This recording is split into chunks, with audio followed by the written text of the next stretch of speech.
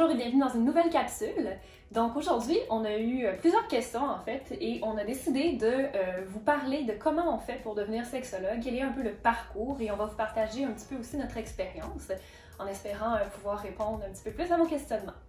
Donc, le parcours initial, c'est le bac en sexologie qui est donné à l'UQAM. Donc, c'est le seul bac francophone en Amérique du Nord. Donc, c'est la seule université qui l'offre. Donc, c'est un parcours de 3 ans, le bac. C'est sûr qu'on peut faire un bac dans un autre domaine, puis après ça, si on veut aller à la maîtrise, faire une année d'adaptation pour les prérequis. Mais si on se concentre sur le bac, voilà. Donc, c'est un bac qui est contingenté. Puis, quand on sort du bac, on a le titre de sexologue.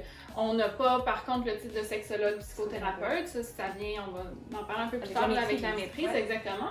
Mais c'est ça. Donc là, on ressort avec le titre de sexologue et on peut travailler dans différents domaines. Au bac, ça serait quel genre de domaine? Mais c'est beaucoup axé sur l'éducation. En fait, on devient sexologue un petit peu plus dans l'éducation, mais on peut aussi décider de partir à notre compte et de faire ce qu'on appelle de la relation d'aide. Donc, c'est vraiment comme une aide court terme, moins en profondeur.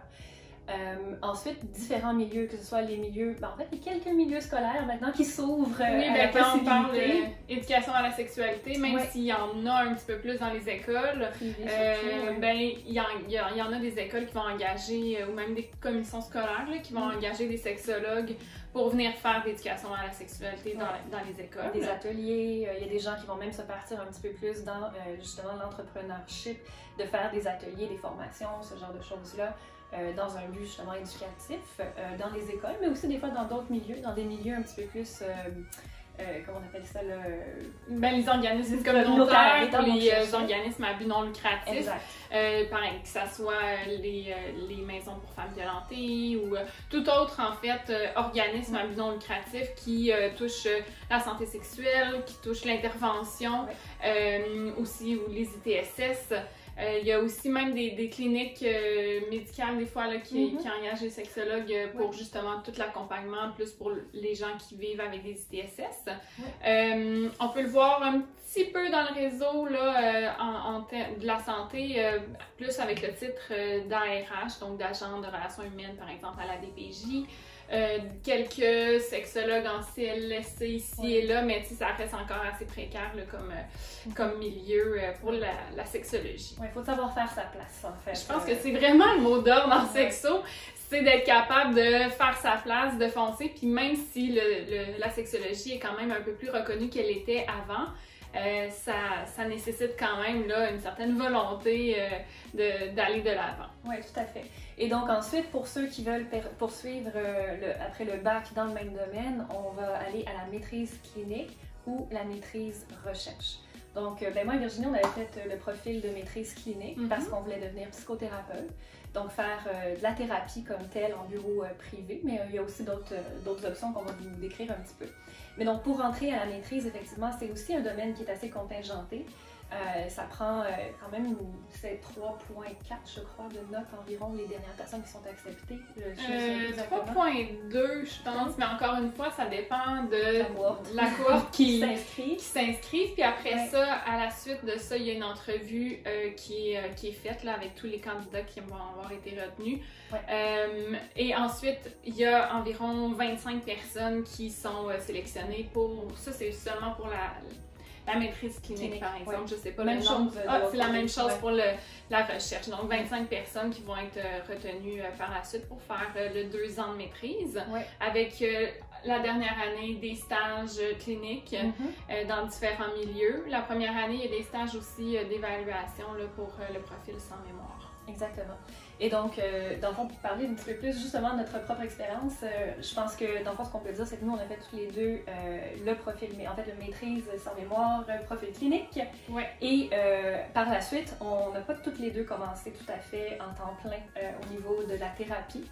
En fait, de mon côté, moi, je suis entrée dans un programme d'aide aux employés où est-ce que je faisais du temps d'appel professionnel. Donc, je me suis diversifiée un petit peu plus dans mes approches. Je faisais de l'intervention court terme et de crise et de la coordination aussi, entre autres par rapport à des situations critiques ou des cas suicidaires. Et j'ai continué à faire un petit peu au départ de la clinique en bureau privé. Donc, j'ai vraiment commencé pour me faire un petit peu plus l'expérience. Et puis, je pense aussi que qu'est-ce qu'on discutait, c'est qu'au départ, il y a quelques années, nous quand même, là, il y avait une impression aussi que c'était un petit peu plus difficile de partir temps plein et d'être, ce qu'on peut dire, lucrative dans ce domaine-là. Ce qui a quand même beaucoup changé avec l'apparition de l'ordre, entre autres, en 2013, et notre profession est beaucoup plus connue. En tout cas, j'ai l'impression. Oui, ben, je pense pas que c'est juste une impression. Je pense que ça a pris vraiment plus d'ampleur, la sexologie, avec le permis aussi de psychothérapeute qui est venu à partir de 2015, parce que là, il y a une loi qui a été faite, qui a fait en sorte que ça a régi un petit peu le titre de psychothérapeute. Ben, à partir de là aussi, ça a continué de faire évoluer là, la profession. Donc oui, maintenant je pense que c'est un petit peu plus, je vais dire facile entre guillemets, parce que ça reste quand même comme travailleur autonome, mais d'avoir une clientèle suffisante, surtout qu'en ce moment il y a effectivement une hausse là, de demandes, que ce soit en sexologie, mais en psychothérapie en général.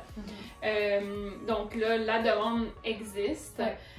Donc ça peut être un petit peu plus facile d'avoir un bon bassin de clientèle dès le début. Mais c'est ça, moi aussi, j'ai pas commencé à temps plein en pratique privée. En fait, à ce moment-là, c'était plus parce que la pratique privée, on est un petit peu plus isolé professionnellement, on travaille tout seul, alors que j'avais comme cette envie-là d'avoir une équipe avec moi. Donc j'ai été là plus dans le communautaire aussi, j'ai été plus aussi à la DPJ, mais plus justement le communautaire émissaire, qui est un organisme avec que les sexologues, ou presque, qui fait vraiment de l'éducation à la sexualité. Donc ça me permettait à la fois de toucher l'éducation sexuelle, la transmission d'informations que j'aime beaucoup, mais également le côté clinique, parce que moi non plus, là, j'ai jamais arrêté ma pratique privée, même si c'était à plus petite échelle, jusqu'au moment où je me suis dit, OK, là, j'ai envie de partir pleinement à mon compte. Exactement. Oui, ben en fait, c'est ça. Donc, une fois qu'on a la maîtrise, il y a toutes sortes d'options. Ça va vraiment aller avec votre personnalité, vos choix, puis aussi votre tolérance à l'instabilité qu'il pourrait y avoir au début. Mais comme on vient de dire, c'est beaucoup moins stable peut-être que ça l'était il y a 10 ans, par exemple. Oui, puis on retrouve de plus en plus d'offres dans le réseau de la santé. Je dis de plus en plus, c'est pas une tonne non plus, là, mais il y en a un peu plus là, dans les CLSC, les CIS, les CIUS, où est-ce qu'on va demander des sexologues pour venir vraiment travailler avec la clientèle directement. Donc, pour ceux qui veulent pas nécessairement avoir l'instabilité du travail autonome, ben là, ils peuvent pratiquer comme sexologue clinicien, sexologue psychothérapeute, mais dans le domaine comme salarié, finalement. Oui, exactement. Donc, en récapitulation, dans le fond, c'est vraiment à l'UQAM qu'il faut aller si vous voulez être sexologue.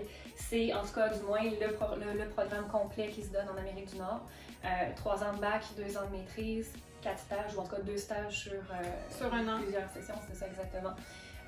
Par la suite, il faut ensuite évidemment s'agréer aux ordres, donc à l'Ordre professionnel des sexologues du Québec pour pouvoir porter le titre. Et pour pouvoir avoir le titre évidemment de psychothérapeute, on fait affaire avec l'Ordre des psychologues du Québec. Alors, en espérant que ça ait pu répondre à vos questionnements, s'il y a quoi que ce soit, vous pouvez également communiquer avec nous, puis ça va nous faire plaisir de vous parler, de vous expliquer un petit peu plus en profondeur. Merci!